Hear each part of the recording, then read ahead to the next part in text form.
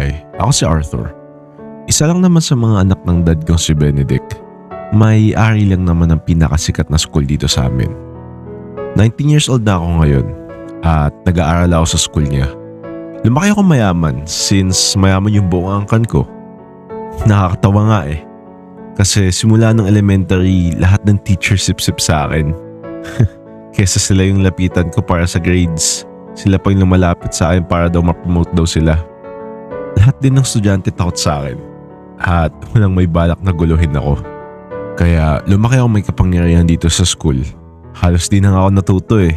Kasi mali sagot ko, mataas pa din grades ko. Perfect na sana yung buhay ko eh. Kaso biglang... Excuse me, sabi sa listahan dyan daw ako nakaupo. Sino ka ba? Ay sorry, bagong lipat lang kasi ako dito. Actually, kaka-transfer ka lang kahapon. So di mo pa ako kilala? Kailangan ba kilala kagad kita? Ma-attitude ka. Ano ba pangalan mo? Felistin. But you can call me Feliz. Okay. Let me introduce myself. Ako lang naman si Arthur Harrington. Anak ng may-ari ng school na to. Okay. Weird flex but nice to meet you. Di mo ba ako narinig? Ako, ang anak na may-ari ng school na to. Oo, narinig kita. So, So? Seryoso ka ba? ang weird mo. Weird? Gusto mo ba matanggal ka agad sa school na to? Ha? Narinig nga kita. Alam ko ikaw ang anak ng may-ari ng school na to. Pero it doesn't mean na ikaw ang may-ari. Kaya kita ipa-kick out. For what reason? Kahit walang reason, kaya kitang tanggalin. Lo, buong. Sinabi ko lang na nandyan ako nakaupo, papatanggal agad ako. Buang? Fine. I'll call the principal. First time in my life na pahiya ako sa school. Wala pang kahit sinong gumawa nun sa akin.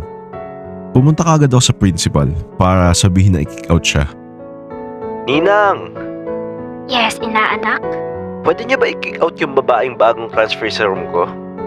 Ha? Bakit naman? Ayoko sa kanya. Pangit ng ugali niya.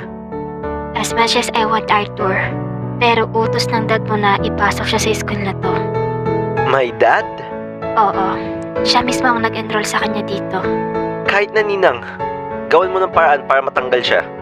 Magagalit sa akin yung dad mo, Arthur. Call my dad. Kahit antayin mo na lang siya dito. At sabi niya, pupunta naman daw siya dito.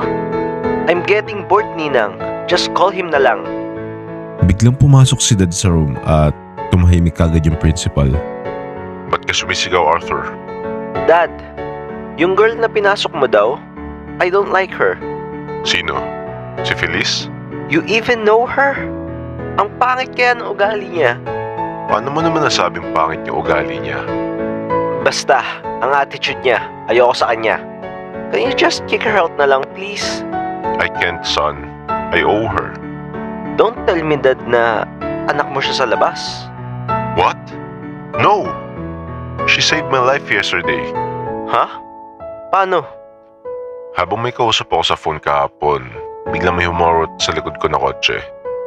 Good thing na lang at nahatak ako ni Feliz. If it wasn't because of her, hindi mo na ako kausap ngayon. Bakit niyo pa kailangan siya dalhin sa school na to? I saw her na may bit-bit siyang binibenta niyang balot. And kinausap ko siya if how can I thank her. Sabi niya, kahit biling ko na lang daw yung binibenta niya. Pero that was too low for my life. So, I asked her if nag-aaral pa siya. And she said she wasn't. So, I offered her to be a scholar of our school. Galing lang pala sa Ali yan, ang attitude pa. How dare you? Hindi kita pinalaki ng ganyan, Arthur. It wasn't my fault, nag-scholar kayo ng walang class. Siguro nga hindi ako naging mabuting tatay sa'yo. At hindi kita nabantayan. You're suspended for 1 week. Fine. Okay naman siya makita sa class ko anyways. Kinuha ko kagad yung bag ko at umuwi kagad ako sa bahay. Nagdabog ako papasok sa kwarto ko at takot na takot yung mga yaya sa akin. Nag-online games na ako noon maghapon at di ako lumabas ng kwarto hanggang gabi. Nagulat na lang ako at paglabas ko ng kwarto ko para kumuha ng tubig nasa bahay siya. Ah! Bakit ka nandito?